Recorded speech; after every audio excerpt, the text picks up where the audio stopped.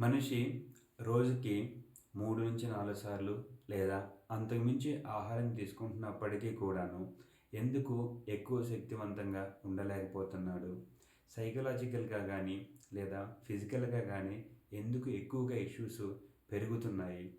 మనం సరిగ్గా గమనిస్తే మనం అగ్రికల్చర్ చేసే విధానంలో కొంత మార్పులొచ్చాయి.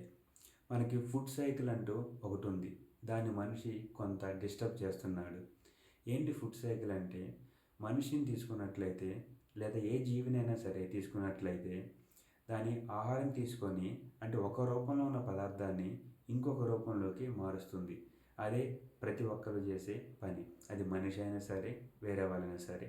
మనిషి ఒక రూపంలో ఉన్న ఆహారాన్ని ఇంకొక రూపంలో మార్చినప్పుడు ఆ వేరే రూపంలో ఉన్న పదార్థాన్ని మిగతా జీవులు ఇంకొక రూపంలో అంటే మట్టి రూపంలో మారుస్తాయి.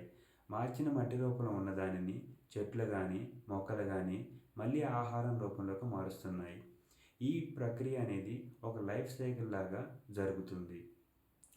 ఇందులో మనిషి ఏం చేస్తున్నాడంటే ఏదైతే ఆహ్, ఆహ్, మొక్కలకు గానీ లేదా చెట్లకు గానీ కావాల్సిన ఆహారం ఇవ్వకుండా అంటే కావాల్సిన పోషక లేకపోతే ఆహ్, స్ ఆహ్, some of the material animal waste కావచ్చు, హ్యూమన్ వేస్ట్ కావచ్చు. అది మట్టిలో మంచిగా ఉంటేనే మట్టిలోకి పోషకాలు వృద్ధి అవుతాయి.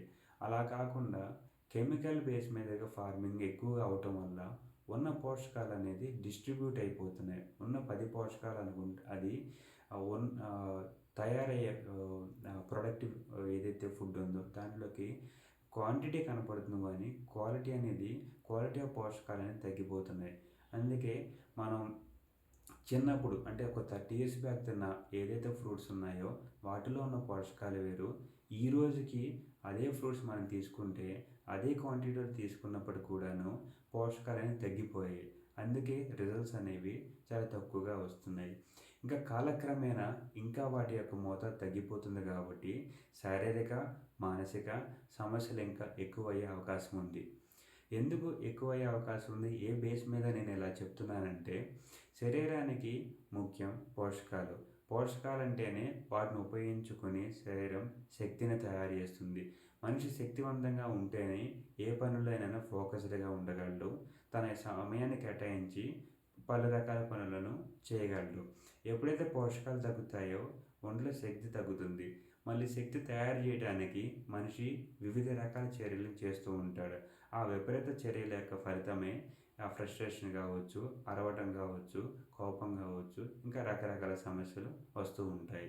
అందుకే మనిషి ఆ ఫుడ్ సైకిల్‌ని డిస్టర్బ్ చేసే విధానంలో ఆహారాన్ని ఒక రూపం నుంచి ఇంకో రూపంలో మార్చే ఏదైతే జీవులు ఉన్నాయో వాటిని డిస్ట్రాయ్ చేయకుండా ఉంటే మెరుగు.